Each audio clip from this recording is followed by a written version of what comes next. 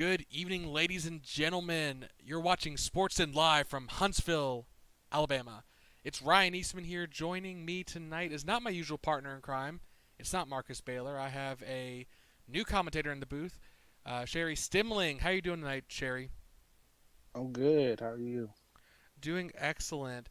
Uh, why don't you tell the crowd where you're from and where they might know you? Well, if you don't know me, as I said, Cherry Stemling. I run a sports blog and a podcast. A sports blog is called Sports OT, and my podcast is called Cherry Picking from San Diego, California. Well, which of the California teams do you follow then? Uh, the Santa Ana Spectrums.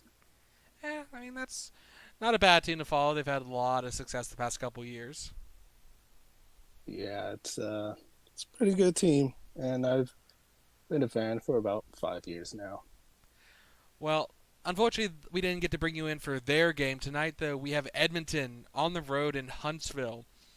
Two teams, Edmonton fighting in the West, very competitive conference. They're down under 500, looking on the outside in. Whereas Mm-hmm. Huntsville in the East, a much more I don't know what I want to call it competitive in the sense that the top of the conference is very set it seems, whereas the battle was really for that sixth to tenth seeding rank. Any thoughts about the game tonight between these two player teams? Well, despite their um, record differences in each conference, these teams, I believe, are both evenly matched. Um, so I'm looking forward to like a really close game tonight. They averaged around the same points, and that's what I expect from a team like Edmonton and Huntsville. Yeah, both teams bringing out a rookie in their starting lineup. Zachary Cooper, highly ranked going into the 2020 draft, and Tucker Iverson, who we saw a bit of a slide going, was considered a sorry, not a bit of a slide, was a little lower ranked than expected, considering his performance in the uh, FCA tournament. Picked up by Huntsville, some considered a bit of a steal. See which of the two here tonight show up and help elevate their team here. Yeah, unfortunately, Tucker Iverson wasn't a player I paid attention to during the combines, but from what I know now, he's pretty much having a good season. And definitely fitting in to the Huntsville lineup in that center role. Huntsville definitely playing a much taller lineup with Iverson, Verhodovic, Baptiste, and Turnbull. See if that factors in tonight. As on the other side with Edmonton, their big core is a little bit shakier. Niren Penichkul coming back from retirement, signing up with the Edmonton Totems kind of as a one and done prove it contract before heading back into free agency next year. And he's had a bit of a rough going so far with this season. Yeah, um, not the numbers. I don't think he or the team is wanting to put up, but he's doing okay. Could be better, and that's what I have to say for now for Naran. Definitely going to a team that was in a complete blow up might not have been the best opportunity for him. Obviously, the massive changes last offseason saw that center position become available, and it might just be some growing pains for the team is bleeding over to his play as well. Yeah, I agree. And I think I see the players getting ready to take the floor. Any last words before we get started with the game? None whatsoever. Well, how about you give me your prediction? Edmonton or Huntsville? Um, hmm. I know you said even. Uh, yeah, even, but I'm gonna have to pick Edmonton. The bench depth is much better than Huntsville, I believe. And I'm actually going to go with Huntsville. I think their advantage in the post is going to factor in big time in this game. Like I said, I see the players getting ready to head to tip off now.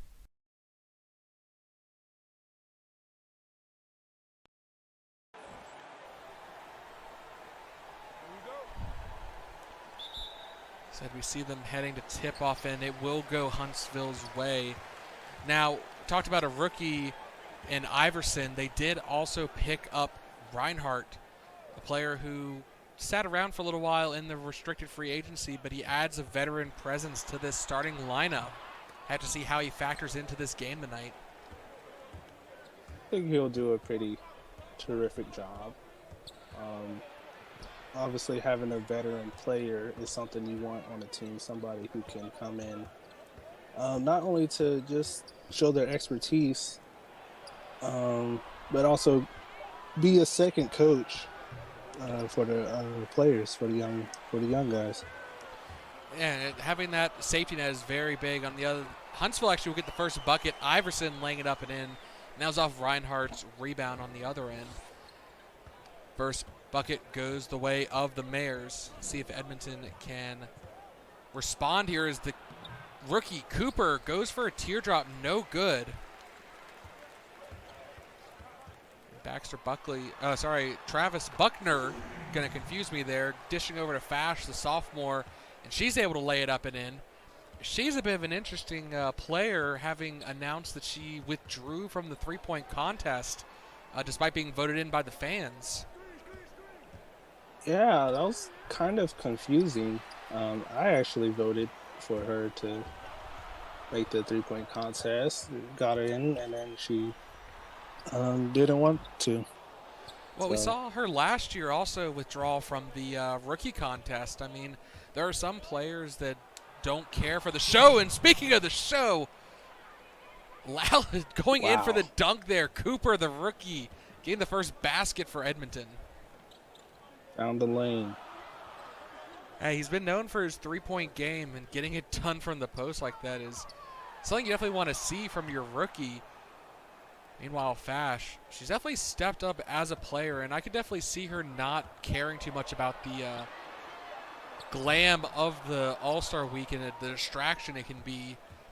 As you know, her open three is no good there. Yeah, just some players, I suppose, let their game do the talking. That's probably it. I don't think she probably thinks that there's much need to go out for a three-point contest when she shows she could dominate in an actual game. Well, hopefully if she ever makes the All-Star game, she doesn't pull out from that. That would be a little unprecedented. That'd be disappointing. Well, especially to the fans. I mean, she's definitely been a bright spot for Huntsville, and she's going isolation here, but blocked by Dappermont. The ball is sent out of bounds by the Poodle, but that will leave only 1 second on the shot clock, which means they're going to have to get a quick shot off the inbound here. Yeah, 1 second left. A lot of time to get a catch and shoot, but you got to be quick. Well, Fash had a great look, and there's Reinhardt, the veteran, finding that offensive rebound for a second chance opportunity here. Kelladine, great pass down low in the post, and Fash just able to lay it up and in off that great, honestly, needle pass down low to the post. And that's something Kelladine does best. He's good at finding those openings and getting it to his teammates. And the other end, a three-pointer coming out from Baxter Buckley, pulling Edmonton ahead by one there. First three-pointer of the game. And definitely interesting to see the chemistry between the fifth-year player Buckley and the rookie Cooper. Two Beavers getting it done together. And Huntsville finding success down low in the paint. I want to see Edmonton's centers come over and provide a little bit more help defense. I mean, we saw Bo with a nice block earlier, and now I want to see Niren getting in. Edmonton, another three, this time coming out from Cooper. That's 10 now for Edmonton. I scored three, and because you scored a three, so. Yeah, if you can do it, I can do it even better. And I want to see Huntsville answer back with one of their own. And honestly, the team itself is not a great three-point shooting team. They definitely rely on Fash in that regard, and she'll make that two-pointer convert. Wish she had probably taken another step back and gone ahead and gotten the three-pointer. That was a pretty long range, too, there. Something I did notice about Huntsville, their previous matchup against Edmonton, they shot 72% from three. How many threes did they put up, though? Uh, 13 on 18 attempts, I believe. Oh, wow, that is Yeah. very good. I mean, they have a couple okay shooters. Fash is definitely their best three-point shooter by far. You definitely see it with their lineup, how they specialize in the post plays. Reinhardt gets a second chance bucket, putting Huntsville up by 2 again. That's another way to get second chance points is attacking the offensive rebound. That's what exactly happened there. Yeah, crashing the board. Sometimes, obviously, veteran players, they may not have the same physicality they once had, but they have a great sense of where the ball is going to go. And Cooper, the rookie, just fancy footwork and spins to get down low to the post to lay it up and in. That's his second basket from inside the paint after hitting a three-pointer just a second ago. And Bo, a little bit aggressive there on the reach in, going to get called for that first foul. With about 6 minutes and 20 seconds, it's pretty back and forth, don't you say? Yeah, both teams answering well, even though Kellendine left wide open. Kajani just got lost there with the bigger bodies around. And definitely it's been a tit for tat so far. Huntsville obviously not getting the three-pointers, but they're getting those second chance opportunities. And honestly, that's a much higher percentage shot and compared to the three-point play, unless, of course, they shoot that 70+% they did last time. And Iverson, the rookie, with a block there, wasn't very emphatic, but a paw is a paw on it. And Fash, speaking of emphatic, going to slow him down with a dunk there. Maybe she should have been voted for the dunk contest. Man, I think you're right. Well, she probably would have withdrawn, too, after that. I mean, I don't want to get the fans too hopeful. And Dappermont on the other end with the dish from Buckley will get it to fall and quieting the crowd just a little bit. And, I mean, that's going to be the factor for Edmonton is how can they keep this crowd out of this game? And right now they haven't been doing a great job of that. Yeah, as you see, a missed three right there. Cooper going to try and one for himself. No good, but Dappermont, oh no, he couldn't corral the ball and it lands in Buckner's paws instead. Yeah, he got out-rebounded by a smaller guy, though, right there. Well, Bo is definitely not. I mean, he's 6'11", and oh gosh, foul number 2. He might get pulled for the quarter after that second one on Reinhardt. But Dappermont, 6'11", but he gives up a fair bit of weight at only 240. I mean, Reinhardt's not that much heavier at 254, but I mean that 10, 14 pounds of muscle difference in a rebounding battle can make all the difference. I was more looking at wingspan right there. Well, that too. I mean, Iverson's got a great wingspan, and they haven't even seen Turnbull on the floor yet. And she's 7'6", so they need to do a better job boxing out and on the other end getting the offensive rebounds. And we're going to see a quick basket there, and that brings it back within 1. That was from the other rookie, Andreas. And Edmonton, a bit of a I talked about it being a rebuild. It's also a bit of a prove-it situation for a lot of these players. Is Sawyer going to come with the ball after the steal? I mean, Kajani finally getting his first starting opportunity. Kusick been passed around between 3 teams within the last year alone. A lot of these players trying to find footing in the league. As you see Cooper missing another 3 there. Guys, they want to improve themselves. Especially guy, I look at Kijani in this situation right here. After being dealt from Las Vegas, he now has a chance to, show who he is as a player on the court. Andreas missing his shot opportunity there against the Black Panther. And Kajani has been a player I've kept my eye on for the past couple years, ever since he joined the league. I mean, he was in the same class as Lawyer, Silvius, Misha Maxwell. I mean, all those players. And he never really had the opportunity to start. Allen for three, no good. I mean, for a while, we thought he was going to be the replacement for Randy Catcher, and eventually they went with another direction. And then he went to LVG, thought LVG might have been his place to start, but then they again went after Lisa DuPont. And even after her, they had other backups that they felt were a better point guard. And Kajani's having to prove himself now, 6 years in the league, that he can be a starter. There's still, I believe, some development he has, even after being in the league for 6 years. I'm not saying that he can't do it, but he'll get there. Well, he's a really young guy as well. You got to keep in mind that he came into the league at 18. So he's only 24. Wow. He has another arguably 6+ years of playtime ahead of him if he can stay healthy. And like I said, it may have been a case of a little too soon coming to the league, seeing if Edmonton, being able to put their resources into him, can get him up to a consistent starter level. Huntsville up by one here.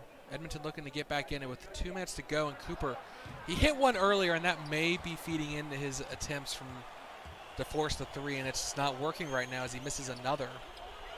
Yeah, that was a tough look right there. As you see, yeah, I'm about to botch her name right there.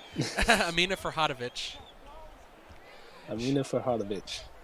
Yeah, so trust me, some of the names, it's a lot easier to type their names than actually trying to, throw them out. Even though, then again, autocorrect does not like me sometimes and makes it even worse.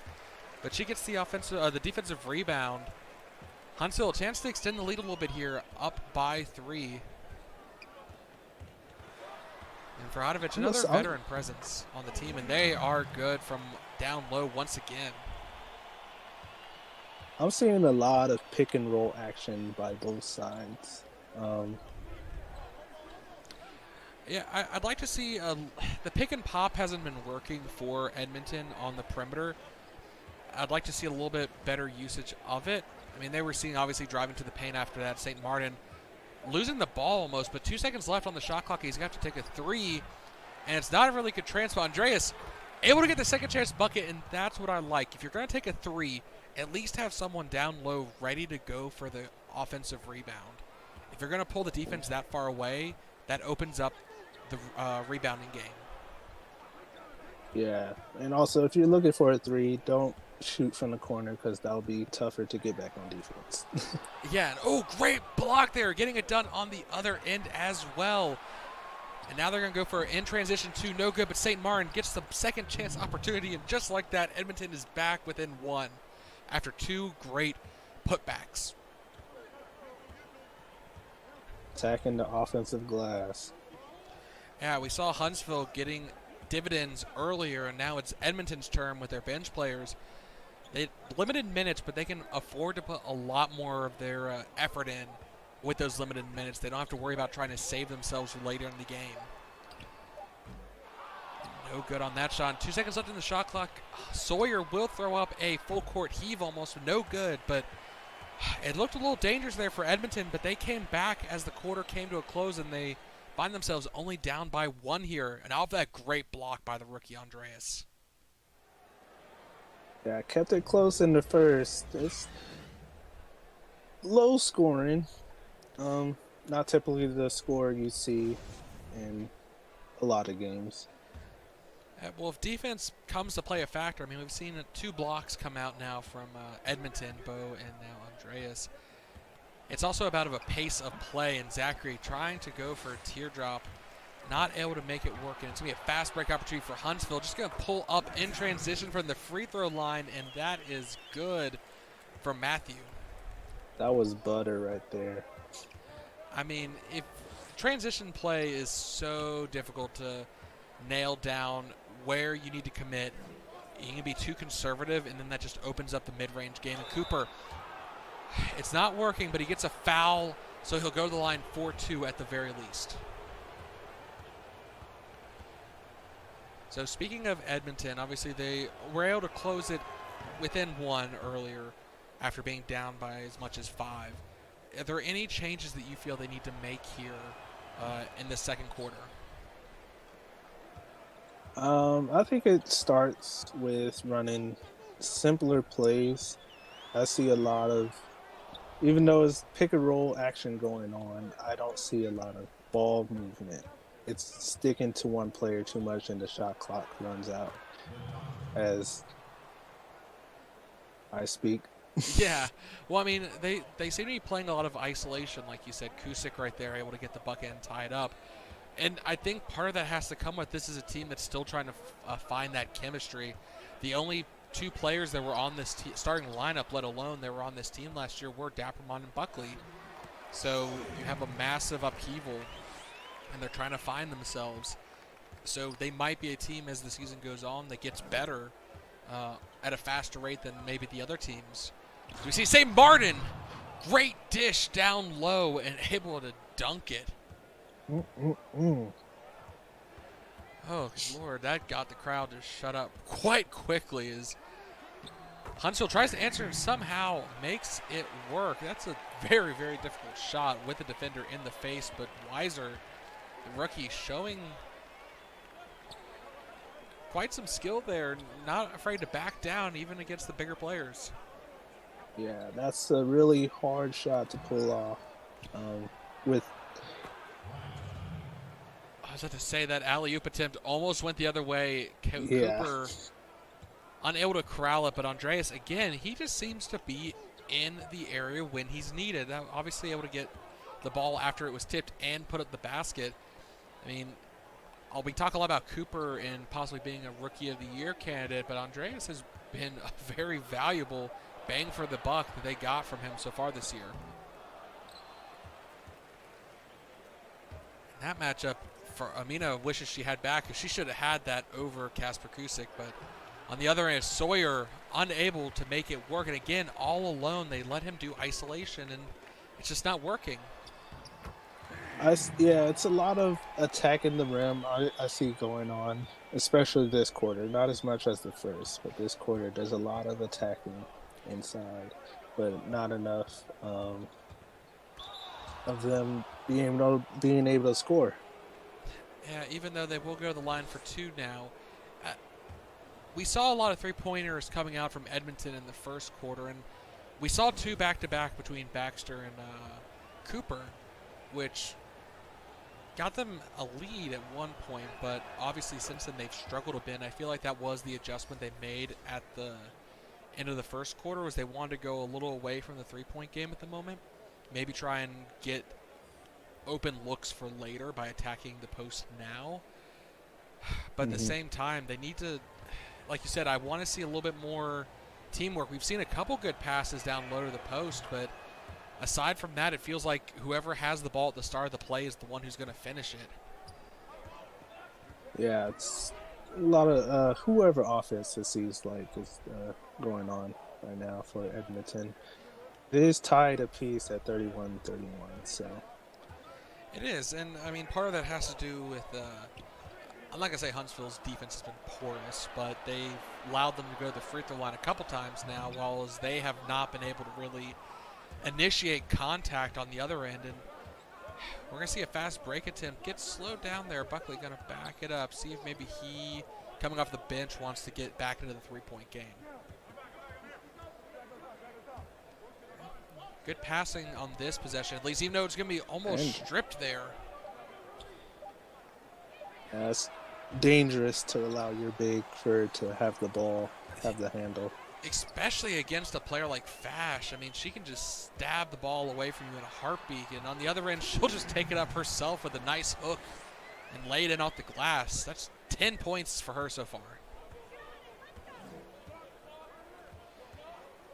And honestly, that last possession for Edmonton, I was happy to see them passing the ball, but there felt like there was no real plan of how to get the ball into the hoop, and they just let the shot clock wind down, just like this possession. As soon as the shot clock starts to tick, they're forced to throw up a three-pointer, and just like the last possession, it went nowhere.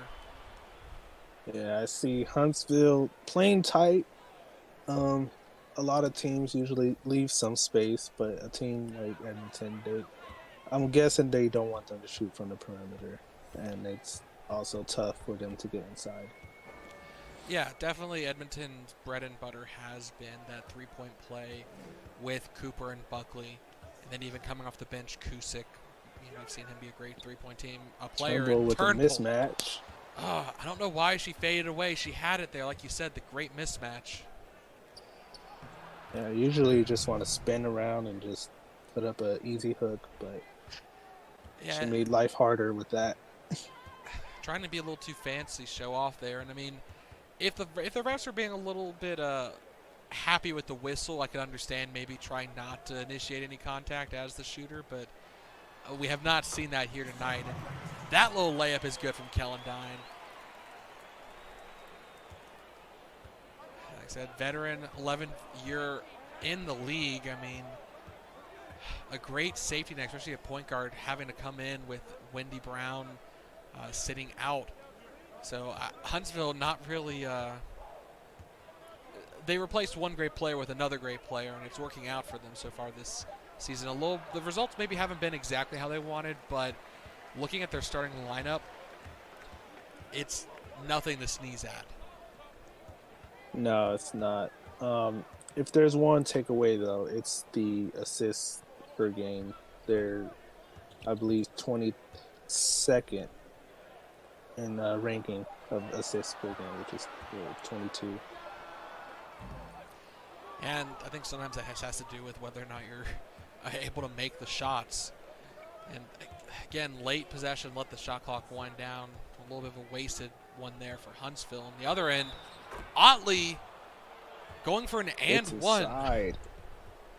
It's the bucket and the whistle going to the free throw line for an N1 play. A chance for Edmonton to get the first lead in quite a while, but under 6 minutes left to go here. The scoring has picked up a little bit compared to the first quarter. We might see both teams. Oh, the miss there robs them the opportunity to get back in front. That's fundamental right there, our free throws. Especially if you're a bench player. I mean, obviously you're trying to work your skill set to be back in the get more minutes in the game. But if you're missing those free throws, your coach is just going to look at you and go, okay, I can't put you on the floor if you're going to be missing those. Then again, the fadeaway. Fades away. Okay, maybe that makes up a little bit for that missed free throw. Otley. Sure makes up for it. I think it's 4 points instead of 3. Yeah, even though on the other end I want to see him pick up the defense. We saw Kellendine make a basket on him, kind of making up for that more so, giving up that easy bucket. And now Fash double teamed already, and that almost went in despite the double team. The rim wasn't friendly there, did it? Go back inside. No, but they have to worry about her if she's feeling that confident to even go against double teams. She's clearly feeling it tonight. Huntsville will bring it up the other way, and Kellendine, the speed is undeniable, and he finds a lane to the basket off the glass. That's his 8th point, all coming in the paint here tonight. Yeah, I don't know where the defense was there. And that's where Otley, coming in, okay, maybe he has a good bit of a – he's doing well in offense, but you have to pick up the defensive end as well, and blocked. That is a quick turnaround. Another offensive fast break opportunity is no good. Dappermont getting enough of a hand in the face. Kajani needs to slow it down, pull it out to the outside. Bo getting down low in the post, blocked by Turnbull there. That looked like it was going to be an easy basket. Looked like it. Probably got a little fancy going under the rim like that. Yeah, and on the other end, Fash putting up her 12th point. And difficult. I would almost have called timeout if I was Edmonton. I mean, if you miss this shot, even though Turnbull will at least send Buckley to the line for 2. And as you see, they've missed 2 of their free throws so far, but made 3. I don't think any team called a timeout yet. No, neither have. And I can understand Huntsville not calling a timeout. They've, aside from that one moment where they were down very early, they've pretty much had the lead or it's been tied. They haven't let Edmonton go on runs. But they're at least able to stem the bleeding a little bit with those 2 free throws and pull it back within 2, but now they need a defensive stop with a little over 3 minutes here left in the second quarter.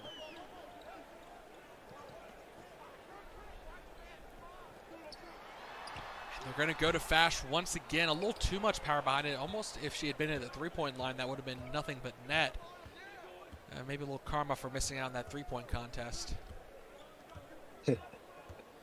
Well, we're never going to let that live down. It just seems like the theme tonight. Ishikawa, very difficult shot, unable to get to fall in.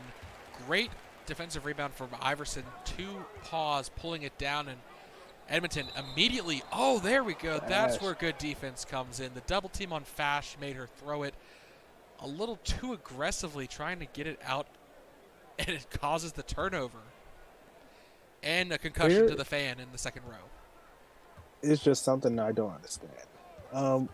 Why do players stand around when your teammate is double teamed? It's a show. They want to see what's happening. I mean, honestly, if they move too much, it does factor into the player might be trying to throw it to you. And if you've moved, suddenly you're no longer there, and now they've thrown it out of bounds. Obviously, if you're able to run into their line of sight and get an open look. Speaking of open look, oh, my Lord, that looked like it was going to be a dunk, but Niren almost had a clean block, but he's going to get called for the contact. This is the only second. I was just saying, when someone's double teamed, someone has to come to the ball. They do. Someone does. If you do not have a defender on you, you should know that, and you should get into their line of sight. That is your goal, is to get open. You are open. Like I said, that sometimes comes into the court awareness, offensive awareness, being a little lackluster at times. Mistakes made, they cost turnovers. There's Sawyer with the handle. Tries to throw the gets it stolen away. That's another costly turnover. I mean, they just got a freebie on the other end, and now it's gone back the other way. And those big passes over the post, you have to be careful, especially against the Huntsville team, because they have quite a few big furs. Yeah, those long arms are able to get in the way of the passes. A difficult shot goes up in the corner. See, Allen, though, being a three-point specialist coming off the bench, you have to know he's going to be looking for those three-point opportunities, and especially when the shot clock starts to wind down. I mean, the defense was there. It's just too good of a shot. And Buckley on the other end will put up a 2. That's his 9th point. A little bit struggling. He put up quite a few threes that just did not want to fall down earlier in the game. That's where he's mostly been cold from. He got, I don't want to say lucky on his first, but it maybe have given him a little bit of false confidence with his first make. Oh, Reinhardt, you had an opportunity to clean up that offensive board and just tried to be a little too cute with it off the glass. That's why it's sometimes safer to grab the ball, come down with it, then go back up. Yeah, this isn't volleyball. You can't always just tap it in. And there we go. Layup, good. Edmonton down by 2 here, but it looks like Huntsville will not have the last shot. They will have an opportunity here to push up the lead a little bit. Call for a good screen. Down low in the post. 2 defenders, no good. Niren, enough of a presence to make that miss. And, okay, Sophia, just push him. You know, he has been very good from the free throw line. It's okay.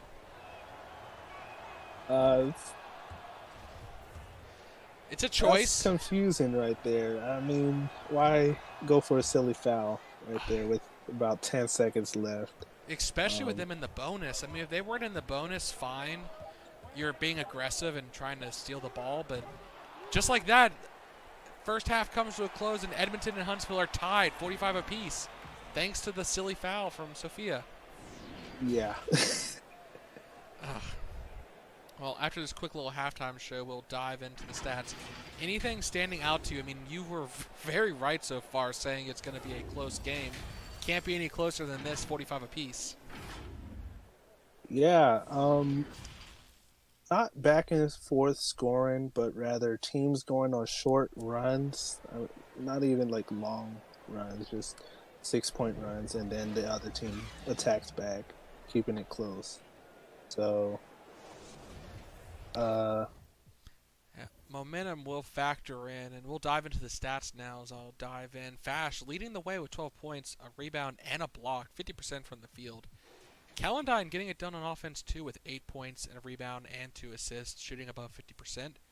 Reinhardt, only 3 points, but 6 rebounds, 3 of which were offensive, and 1 assist. And it's really been those offensive rebounds where he's been shining. Buckner, 2 points, 2 rebounds, 2 assists, and a steal, 1 for 3 from the floor. The rookie Iverson, 2 points, 5 rebounds, 1 assist, and a block. Perfect from the floor with only 1 shot attempt. Ferhadovic, 6 points, 1 rebound, 1 steal, 3 for 4. Nice post play coming out from her tonight. Sophia, going to be remembered for that foul, not her 2 points, 2 rebounds, and an assist, shooting 1 for 5 from the field. Matthew, 2 points, 2 rebounds, 1 for 1 from the field. And Allen, mostly been shooting threes, missed a few, but hit that crucial one from the corner, puts up 4 points in the first half with 1 assist. Also a turnover to go with those points. Baptiste, not really coming into factor with his 8 minutes. 1 rebound, not even taking a shot. Turnbull, 2 rebounds, 1 block. Missed her 2 shot attempts so far tonight and has a foul, but her minutes may not factor in. She's definitely going to be more of a defensive presence with her size factoring in. 7'6", there's no one really on Edmonton that can match her. Weiser, 4 points, 2 for 3 from the field.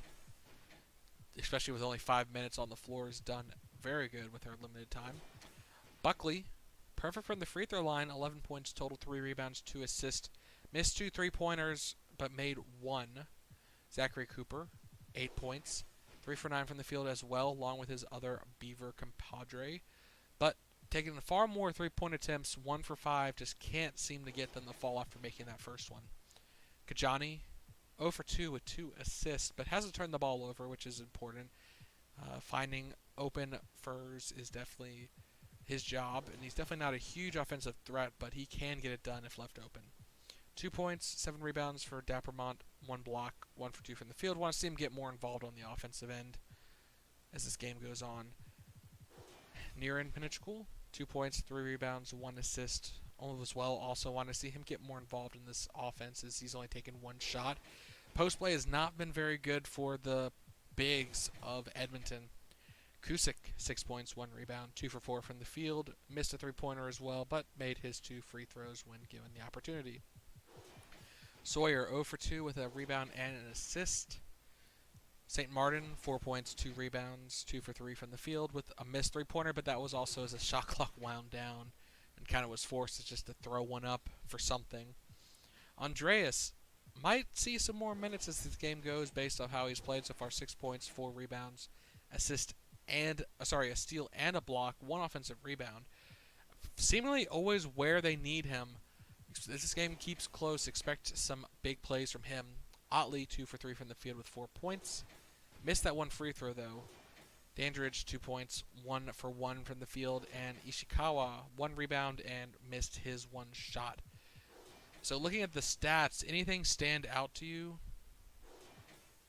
Not really. I will say for Edmonton, they're having a little bit more productivity off the bench than Huntsville. Yes, I think Edmonton's bench has been a bit better, even though I really would like to see their post bigs get more involved. I mean, Buckley, they were trying to get down low and done, but Bo and Niren need to both step up here. I mean, obviously they're going to have a tough time going against Huntsville's post, but they have to be more effective than what they have been. Yeah, just getting more involved in the offense should really get Edmonton to at least get a decent lead. So far, they've been trailing behind, attacking back. Yeah, they've never really held a lead for any significant time. And we'll see one made free throw so far. Second chance. See if the second one falls for Reinhardt. The veteran heading to the line 4-2 after that first missed basket. Fash for Huntsville, definitely the standout performer in the first half with 12 points to start with. We saw Edmonton trying to adjust and double team her. See if they continue that in this second half. Well, her style of play will definitely get the attention of the defense. They'll try to stop her. That seems to be what they're doing. I think they'll continue to double if she catches fire again. Well, I mean, she has been the main offensive powerhouse for the team, and there we go as she takes her first shot. No good, a little bit too much power behind it. Edmonton, Kajani going to bring it up the court for them. We've seen a lot of alley-oop attempt. There we go, getting near and involved. That's what I want to see. Whoa, Nelly, take me out to dinner first.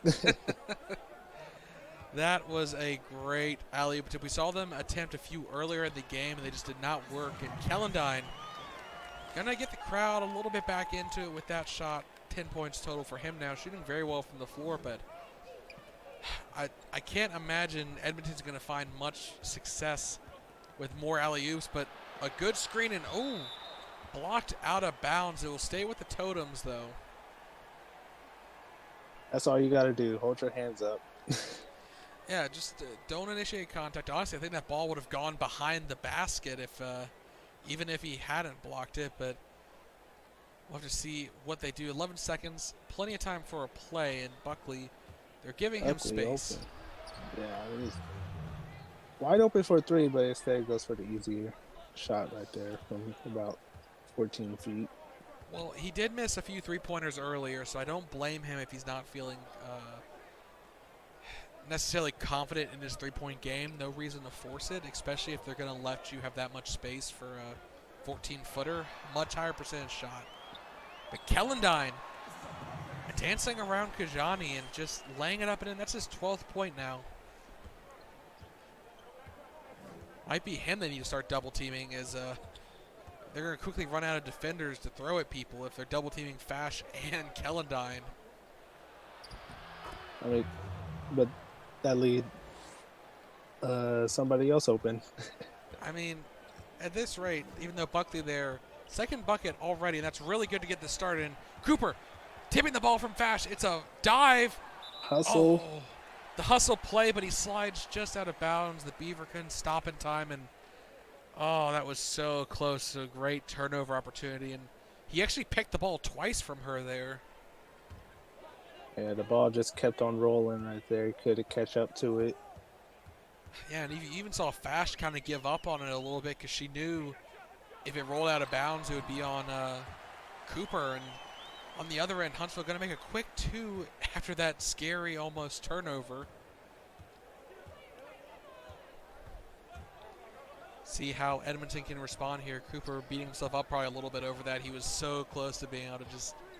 He worked so hard for that steal, and it just did not come down. And that was a poor pass. Terrible pass right to the defender. And just an easy layup from Kellendine there. And Edmonton, again, neither team has called timeout. We're in the third quarter. If I was Edmonton, I'd probably call one here just to maybe a little bit of a reset. Kajani obviously had that great alley-oop pass, and maybe he's still thinking about that and is a little overconfident with that last pass attempt. But they can't afford to give Huntsville free looks, especially from beyond the arc. Is Fash for three. Fash. Edmonton, please call timeout. You're down by 7 now.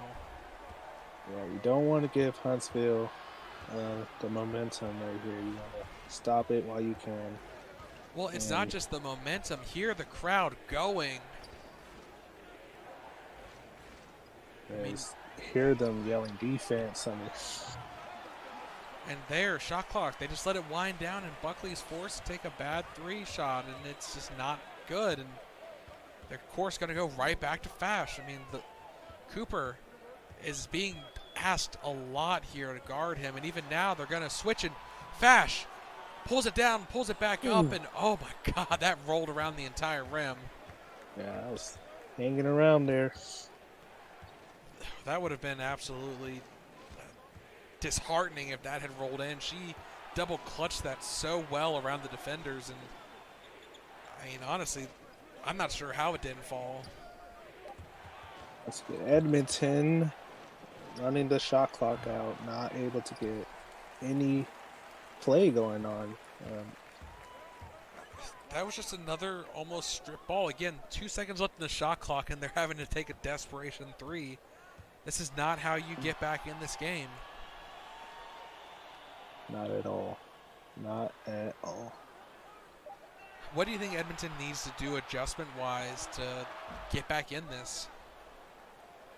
Well, I think it should start with some horns action instead of it's obviously the pick and roll is not really working now, especially in this third quarter. They got to try to generate some more shots at the 3-point line. Potentially get another defender to try to come up to contest. That way someone else is open.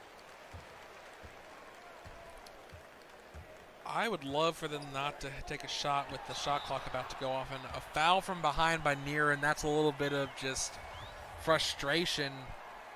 And yeah, if I'm Edmonton, I'm making a mass change too to my my lineup right now. Down by 9. Lineup and playbook, because this is not working out. We saw Niren get involved with the alley-oop, but then immediately they went away from it. And thankfully, finally, down by 10, Edmonton going to call timeout here. How long did that take? 10 years? I mean, it's 6 minutes gone in the third quarter. And actually, because of that, they lose their timeouts. It's been so long that the number of timeouts they have available for the rest of the game has been reduced. But honestly, it will be reduced soon. Huntsville, they're not needing to call timeout. They've got their playbook going. And Zachary, wide open player, Downridge, finally. It took him too long to find him. That hurts. 340, scoreless drought. You talked about earlier neither team really having big runs, and here we have one. But Otley, where was the defense? They just let him walk his way into the post. Yes. No presence there. Just allowed a straight lane. I mean, that wasn't even a fast break necessarily there. I mean, Turnbull was right there in a strip. Corey getting it back in, and now a fast break opportunity. Kusick slowed down by Fash, though. But he'll still drive to the paint. Over 2 defenders, mind you. Oh, okay, that's how you get back in. And apparently the change was Huntsville just not showing up on defense was what they needed. Weiser, top of the key. She'll have an open player down low in the post. Baptiste fouled on the way up. A chance for an and one. You know, I was going to say, pass the ball. It's right there. But then passed it late and got an and one. And on the other end, we saw Cooper a little late on his pass to Dandridge, and that actually caused the shot to miss. But thankfully for Barbara, it came out in her favor still with the made basket. And Huntsville finally finding opportunities at the charity stripe here tonight. And Kusick will finally go to the line himself here. First opportunity from the free throw line for Edmonton in this half.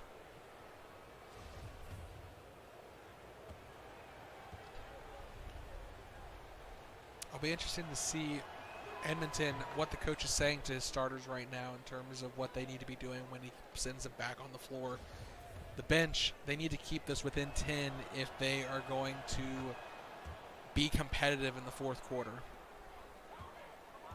Well, I think in that timeout, Coach really gave a talking to. They've been more aggressive now. They've allowed some points from Huntsville, but other than that, I believe they're a 6-4 run right now.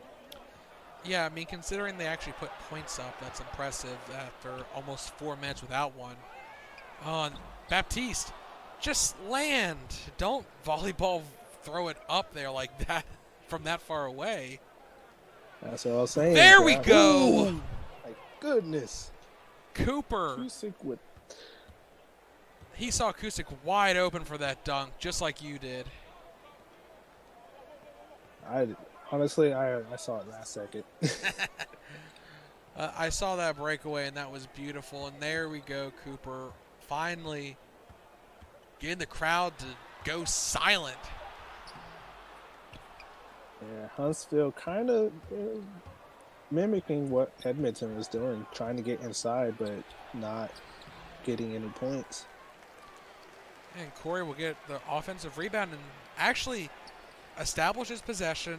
The second chance doesn't work, but that was a much better shot attempt than just throwing it back up there. But wide open defense was not there for Buckner just to roll it in off the fingertips. And I said that the bench need to keep it within 10 to stay competitive, but honestly, Edmonton's bench is doing far better than that as they brought it back within 5. Wow. I mean, these I was a bench little players are hungry. worried that they. I was a little worried they get behind, but they fought back. Yeah, I mean, the bench players for Edmonton are hungry. This team is not one that has a set lineup necessarily, and they have every opportunity to make a play for more minutes on this team. Otley. Handling the ball. Yeah, trying to get fancy with the spin moves, but he's all the way back to the three-point line, just throwing it up. But St. Martin, the better rebounder, and fouled shot from behind. I'm a little surprised I didn't get called a flagrant. That looked like it was close to the neck. But they will just call it. I think that was on the shoulder. Well, sometimes the refs are a little bit cautious about anything above the head or above the shoulders like that. It can be a little risky to go throwing your arm up there. Quickly get a flagrant 2 foul called on you if you're not cautious. But ooh, somehow able to roll that in despite 2 defenders there. Again, down by 4 here, Edmonton. They have opportunities to close this gap. As Kusick fading away, no good. not really a good shot there. Yeah, that's just a little too much of a heat check-in. Oh, wow. Able to somehow get that to roll in despite the defense once again. Matthew,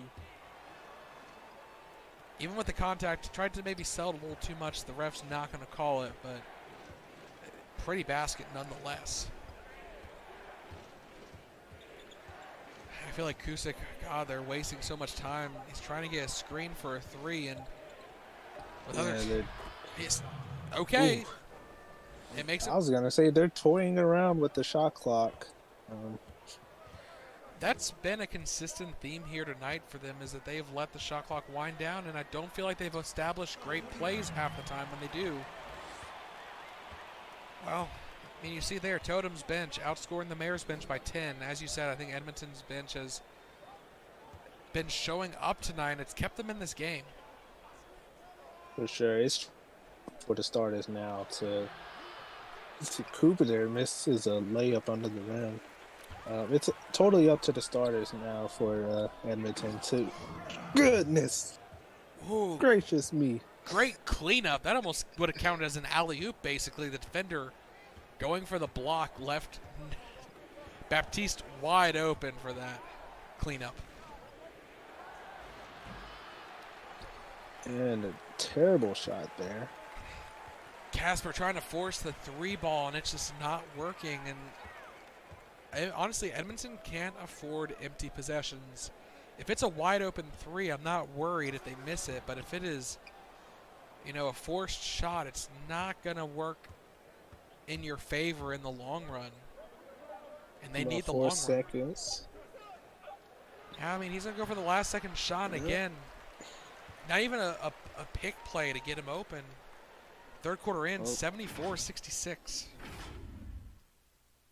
I mean, is there any difference of the shot clock running out than the game clock right there? I mean, it didn't seem like it. Again, the play was isolation. I get it, Kusick. You've been on 3 teams in the past 6 months, but You need to step up a little bit there.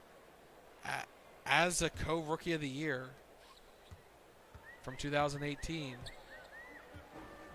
a lot of expectations on him, and he's the 6th on this team right now. Baptiste bullying his way down low is able to make that convert, and just like that, it's a 10-point game once again for Huntsville. Yeah. They're not out of it yet, but Edmonton, their successes have always been in small spurts. They've not really gone on long runs, and Sawyer not able to get started. Needed that there. At least that was an open three. That was a well-designed play. I'm not necessarily bothered by that. I think maybe if they'd given it to one of their better three-point shooters, that would have been smart, but another trip to the free throw line, and Baptiste looking to add to his 7 points here tonight. No good on the first. Yeah, it was a good look. Unfortunate it didn't go down. Good on the second, though. Largest lead of the game at 11. And we'll see the starters, I think, start to trickle back in for both teams. We see Kajani and Buckley back on the court for Edmonton. And Niren as well. And I want to definitely see Niren get more involved on this offense. Instead, it's going to be Kajani fighting his way down low to the post, but no good. For Edmonton, I've seen a lot of the guards attack the rim more than the bigs. Yeah, and if it was successful, I'd understand. Or if there's a goal of making the three-point game more involved. As we see Baptiste, great advantage over Kajani, but again, fading away, being a little bit too conservative. Buckley able to get the basket down low in the post early in the shot clock. A tower like that needs to just go up with a hook shot. Yeah. Ooh, Kajani, that looked pretty clean, but they're going to call it a foul on the shot attempt. And even he's a little disappointed in that. It's like, okay, that was a great block, and now it's not going to count.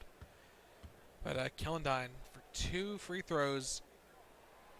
And it looks like both teams will make some substitutions. No good on the first. They need to start making these free throws. They might come back to haunt them at the end of the game. And ball doesn't lie. Yeah, I mean, maybe you should have gone with the block there. Been a little bit more,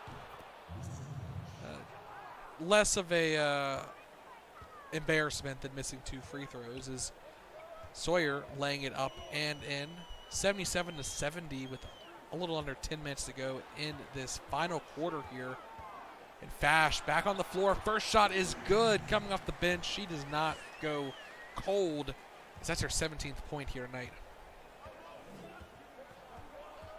That jump shot is just so beautiful to watch. Yeah, I mean, she makes it look absolutely easy, as if I could even play if I had that jump shot, which I can't. I promise. I don't have either. Kellendine. If I shoot the ball, I'm shooting it wayward. I'm not even on target. That looked like it got blocked there, and Niren able to lay it up and in. That's his second basket this half. That is 4 points there. I'd like to see them continue to let him get down low in the post and let them challenge the rookie Iverson. He's shown up in games on offense, but defense, there he is, speaking of, on offense, getting it done. And look at that field goal difference percentage in the second half, 39 for Edmonton, whereas Huntsville has improved to above 50%. Buckley, look at how much they're giving him, but alley-oop attempt to Niren. That's his second, and there we go. That's a second basket in a row as well. That's how you get the team back into action. You know, get a highlight play like that, get them energized. Very much so. I mean, it gets the crowd to quiet down, and Iverson on the other end, good defense coming out there. I think there was a little bit of contact right there. Yeah, there was. I like how they called no contact on that, but they called on the short cheetah getting a block. Does not compute. Can't allow.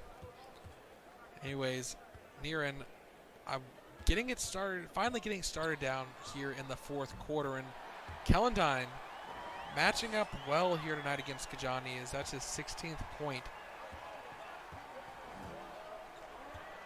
On the other end, Kajani has not really had much of an offensive showing. Oh, almost stripped there. Kellendine, that was so close to being a quick pick and fast break. Lane inside, blocked. And Dappermont forced to take the three as the shot clock had gone down near zero. It was actually almost in. That was the best three attempt in quite a while from Edmonton. I just don't think I like Bo taking that shot right there, though. Well, I mean, between... Oh, good. There we go, Sawyer. That's the first three in a long time for Edmonton. And finally, Mayor's first time out of the entire game, and it's after watching Sawyer nail a three-pointer. Yeah, how to call it. I mean, they've only scored 6 points within the last, I believe, 3 or so minutes. 7, actually, with Niren, his 2 buckets. Yeah, 7. While Edmonton has been fighting once again. Well, there we go. Fash getting it done herself with a dunk. Take it to the rim. Again, maybe we should vote for her for the dunk contest. Is it a little bit too late? I mean, I'd be worried that if someone pulled out, then she would get in and then pull out herself. But explosive play coming out here tonight from the Skink, and her along with Kellendine is getting it done for the Mayors, and they're going to slow the pace down a little bit here. They can afford to, let the shot clock wind down up by this much. I mean, it's a bit of a gamble in the sense that if they let Niren just bully his way to the post, and where was he? Where was this fishing cat earlier in the game? That is his 10th point. Almost all of them coming in this final quarter. Yeah, see, Edmonton brought it within 4.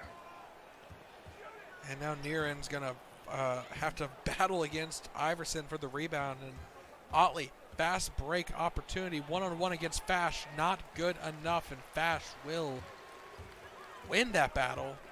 And the bucket is good. She just ran the whole floor and just pulled up. Yeah, and the thing was, the defense was already back there because it was a fast break the other way. She stopped, but there we go, wide open, Buckley. That was a great dunk coming out from the Beaver. Well, I'm saying if you're back on defense, get in front of the person who has the ball.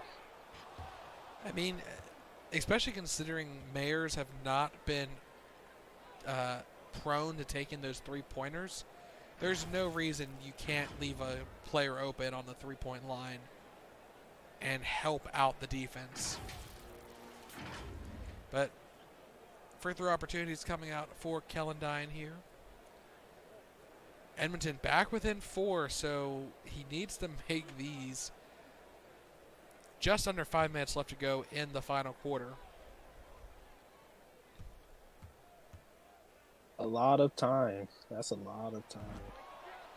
Especially if he keeps missing. That's yet another miss for him. And Kajani will slide over to point, and they will bring in the rookie Cooper. He's had plenty of time to rest and recuperate, regain focus, keep an eye and see if they go to him early with a three-point attempt.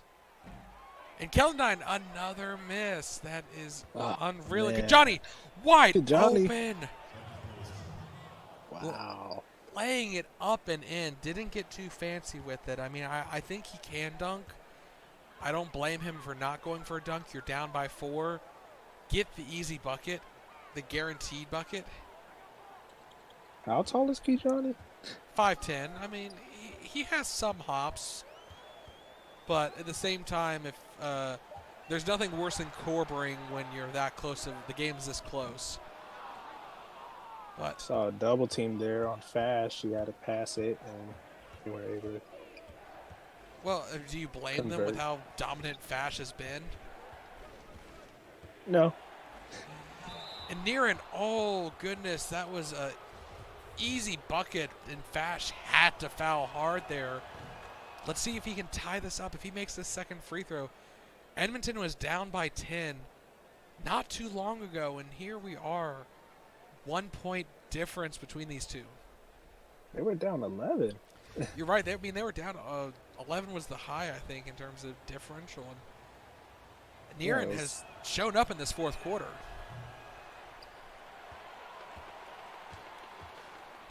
No good on that one. And this is kind of where I wish they had made the adjustment sooner. He has been a factor here in Fash. Speaking of being a factor, wild shot goes in.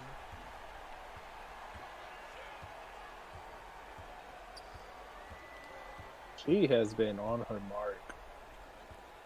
Well, I mean, she has definitely been stepping up on this team and kind of slowly starting to take away that star position. You know, Bo had the lane to the basket and gave it up. Buckley, no good, but Niren will clean it up with a dunk. Offensive boards. I feel like Niren finally woke up in this game, and I mean, it couldn't have come at a better time, keeping the team in and Fash, though. Ooh, she had that open look on it, too. Yeah, just not enough arc on it. It hit the back of the... Well, it had the arc, but it hit the back of the rim. I mean, it's one of those things where you're sliding in motion, not a great stable base. It's very easy to miss your margin, but here is Niren. Oh, the ball. He was ready for a rebound there again, but it just bounced the wrong way. And Kellendine, he is going to pull up in transition. 91-88, that's his 18-point. Him and Fash have definitely been a 1-2 knockout here tonight for Huntsville.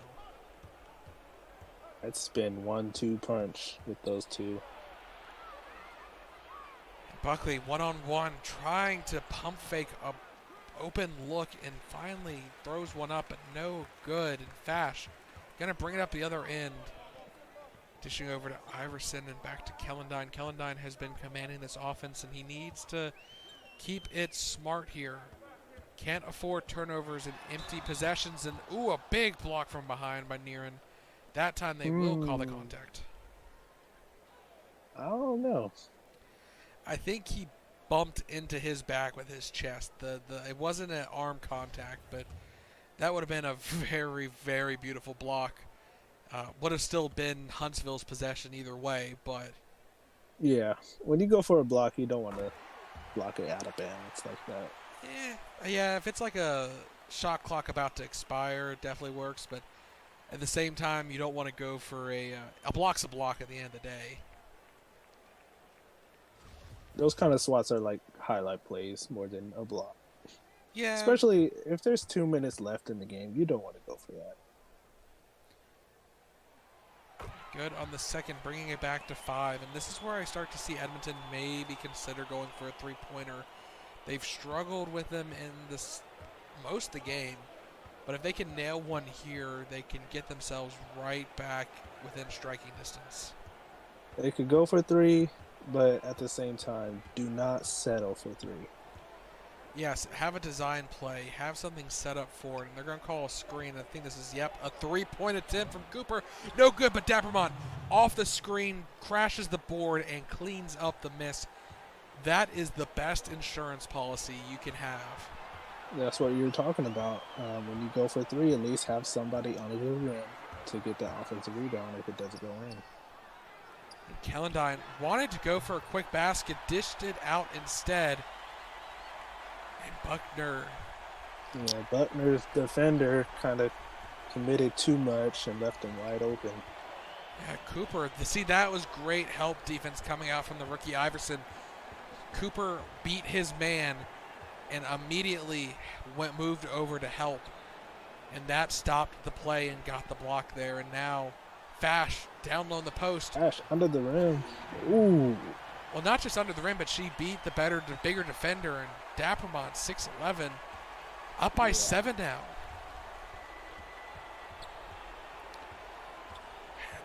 At this point, now they're just like letting Buckley drive to the post and no good. Down by 7 with less than 45 seconds left to go. I'm pretty sure this is game here.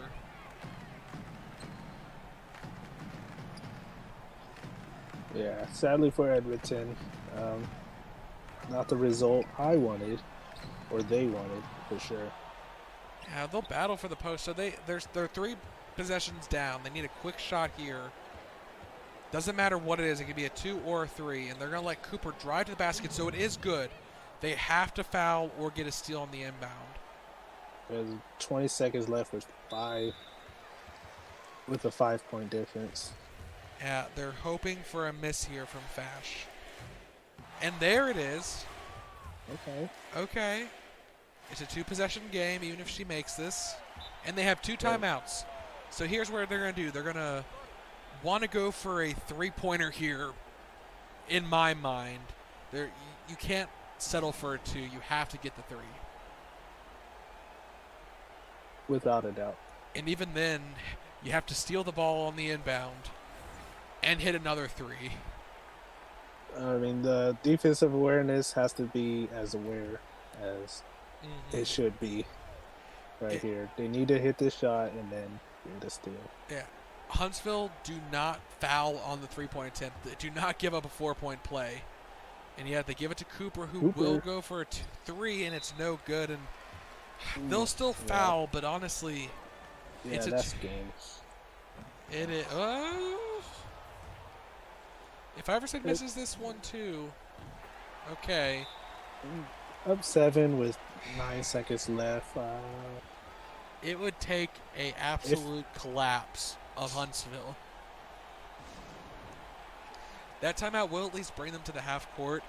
If they can make a shot in the first 3 seconds, preferably a 3, and then get a steal on the inbound, make another shot, and then get another steal on the inbound, that is the roadmap.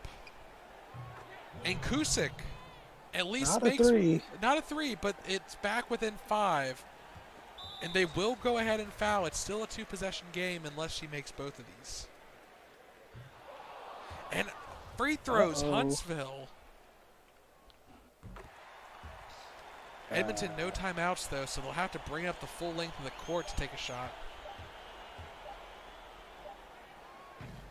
Oh, close, but no good. The buzzer would have sounded either way. Diving into the stats, and it was definitely Fash's show tonight. 12 field goals, 26 points, 2 assists, 3 rebounds, a steal, and a block. Kellendine chiming in with 18 points, 2 rebounds, 4 assists. Unable to make a 3-pointer, but getting it done from in the paint. Buckner coming in when needed, 8 points, 6 rebounds, 4 assists, and a steal. 3 for 6 from the floor with 2 free throws as well. Kellendine, speaking of, missed all 4 free throw attempts. I mean, this could have been a much bigger game difference had those free throws fallen for Huntsville. Iverson, double-double, 10 points, 12 rebounds, 3 blocks, getting it done on defense, being the difference maker and keeping Edmonton out of this game at points. Reinhardt, the veteran, only took 2 shots but made 5 points total, 7 rebounds, 2 assists, and a block to go along with Iverson's 3. Definitely being a presence on defense, and that kept Edmonton off kilter, off balance in this game. Sophia, 6 points, 2 rebounds, and an assist. Not the greatest shooting effort from her, and she put up 3 fouls despite only playing 17 minutes, and obviously that one foul in the first half was not her best decision-making. Led to a tie game, 45 apiece, going into the second half. Baptiste, 8 points, 7 rebounds, 3 for 5 from the field, with 2 offensive rebounds. Allen, 4 points, 1 rebound, 2 assists, 1 for 5 from the field. Amina, 3 for 4 from the field with 6 points, a rebound, a steal, and an assist. doing well coming off the bench. Another one of those veteran players that is getting less minutes as she enters the twilight of her career, but still able to have an impact with those minutes and able to keep the team going. And again, you see those missed free throws. Baptiste missing one and Allen missing one. We'll definitely see when we get to the game totals. I feel like Huntsville's free throws might be an area that they focus on in practice the next coming week or two, because had this been a little closer, they may have come back to be the difference maker. Matthew, 4 points, 4 rebounds, 2 for 3 from the field. Turnbull, 3 rebounds, a block, 0 for 2 from the field. Didn't get many minutes in that second half as the game got a little close and they couldn't afford to give their bench too many extra minutes. As you had mentioned earlier, Edmonton's bench was outperforming Huntsville's, and that could have been a turning point had Huntsville gone to their bench too early. Weiser, 5 points, 1 assist, 2 for 4 from the field, and also a missed free throw. So again, free throws might matter. It seemed like everyone's missed at least one when they went to the line. And overall for Huntsville, good showing, at least in terms of turnovers. They did not have too many turnovers, and they generated quite a few blocks. Obviously, Turnbull with her one adding to the total from earlier with Iverson and Reinhardt. Jumping on over to Edmonton, Baxter Buckley, 19 points, 3 rebounds, 4 assists, 7 for 22 from the field, and that was partly him trying to force some situations, part of it also being just not able to find it from beyond the arc. Kajani, 1 for 7, tried to be more active on the offensive side and just got shut down, unfortunately, by Huntsville's defense. 4 assists, only 1 turnover, so at least was holding on to the ball well and getting it to where it needed to be. But overall, just a lack of game plan being executed, it felt like, with low assists from all these players. Zachary Cooper, 10 points, 1 assist, 1 steal, 1 for 6 from the three-point line. Definitely had the hustle. We saw him almost come up with a steal, having to dive. See as the replay, diving for the ball to try and cover it, but not put in the best position for shooting the ball, as a lot of his three-pointers were not very open as shot clock wound down. Forced to take difficult three-point attempts, and also when they were down by a large margin trying to come back into it. Dappermont, 6 points, 15 rebounds, 1 block. Would have liked to have seen him a little bit more active on the offensive side, 3 for 5. Niren, 13 points, 9 rebounds, 2 assists, a steal, 6 for 8. Considering he only took 1 shot in the first half, and honestly, I don't think he took another. He took 1 alley-oop early in the third quarter. He definitely showed up, and I would have loved to have seen him earlier in the game with that same intensity, and that may have been a difference maker. Sawyer, 5 points, 1 rebound, 2 assists, 1 3-pointer coming in. Almost got them back in the game with that, but unable to get much else done. Kusick, 16 points, a rebound, 6 for 12. Did pretty well from the field, even though he did try and force it more in that second half. St. Martin, 7 points, 5 rebounds, 3 for 5 from the field, 2 offensive rebounds. And Otley, 6 points, 1 rebound, 1 assist, 3 for 7 with a missed 3 and a missed free throw. St. Martin and Andreas both getting it done with the offensive boards, giving those second chance opportunities for Edmonton. Definitely kept them in while their field goal percentage was struggling. Dandridge, 4 points, 4 rebounds, 1 steal, 2 for 3 from the field. Andreas, 6 points, 4 rebounds, 1 steal, and a block. Andreas also with that offensive rebound. And Dandridge pulling up 2 offensive boards. And then Ishikawa didn't see it in the second half, really, after his short appearance in the first. 1 rebound and that missed shot attempt.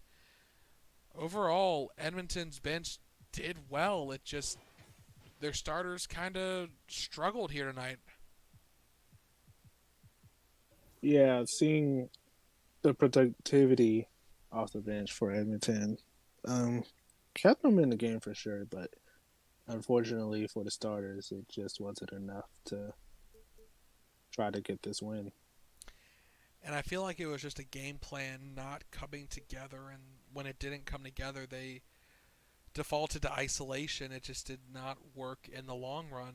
I mean, there are some talented players on Edmonton, but not they're not Umechi level where you can just give him the ball and he'll make something happen with it. I mean, in the end, those 3 point attempts for both teams not great. 3 of 20 for Edmonton. Had they not taken those 3 pointers, that probably and instead taken regular attempts at the post or even mid range, that would have pulled their field goal percentage up quite a bit. And you see second chance points 14 for Edmonton, as well as the steals coming into factor. Yeah. Um, I just on the offense for Edmonton, it should have been more players getting involved, but also not allowing the shot clock to run out. That happened too many times Mm-hmm. in this game right here. And that is a symptom of the game plan, not either a player or two not fully understanding where they need to be, or poor choice of plays that take too long to develop. And that shot clock is not your friend. Very Yeah, even though quickly. they they're the leader in time of possession, but not in a good way. Anyway. Yeah, it wasn't productive. They took 10 extra shots, so yeah, they had far more opportunities for those possessions. And field goal percentage for Huntsville, that should have cost them the game. 12 of 22. They almost shot better from the field than from the free throw line. Yeah, a lot of free throw attempts. Like this game would have been a blowout for sure had they made those free throws. I guess I don't know, 112-94. Yeah, I mean, even, 105, even if they made five more. And both teams can definitely take some key facts away from this. Obviously, Huntsville with Calendine and Fash definitely able to step up. And then for Edmonton, again, they're just trying to find their groove with this team, this lineup. It's not an easy situation. I mean, obviously, Bobby Baylor, first year as a coach, trying to also figure it out. I mean, this team is led by uh, former players in the coaching role. They understand what their players are going through, and they need to do a better job of figuring out what these players their best attributes and exploiting those for wins. Edmonton is not out of the hunt despite being 5 games back in their division from their third place, but it is a very competitive conference at the West. They can't afford to be giving up games like this. And for the East, Huntsville, uh, it's been a very odd year for them. They're trying to figure out a bit what to do with Wendy Brown not being able to play. Calendine has stepped in, but they have a lot of young talent that they're trying to develop now with Iverson coming in. They've got Turnbull on her second year. Barbara Weiser showing sparks, flashes from the bench. Their starting lineup is getting older though. Calendine is his 11th year. Reinhardt's in his 10th. Buckner's in his 8th. Time's running out for this main core, and they need to make a push this year or next year. Yeah, some moves have to happen, um, which I doubt they won't. Um, they won't not pay attention to that. They'll definitely be looking to, I think, get younger than they are right now. Huntsville. Well, it definitely feels like they're going to build around Fash unless she ends up leaving after her rookie contract expires this season. But you'd have to imagine Huntsville That's is, this season. yeah, I this didn't know second that. year. So her contract ends after this season. I mean, she is arguably be a very fought after player. So Huntsville, they need to decide if they're going to commit to her and if they're going to commit big, how they can build a winning team around her. Yeah, it's gonna take a lot of heads put together to keep a player like Lauren. Um, I think they could pull it off. I do too. I mean, I think she's happy where she is at the moment. Then again, we've seen players jump ship uh, pretty quickly after their rookie contracts. So, any last thoughts for these two teams before we sign off for the night? Um, Good match. I'm still saying even. They're still even. The last game victors were the Edmonton Totems. So here you see the Mayors taking a game right here.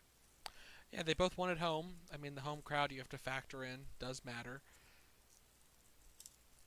So I agree. I think both these teams. I mean, they are both similar in their conference at the eighth, ninth level.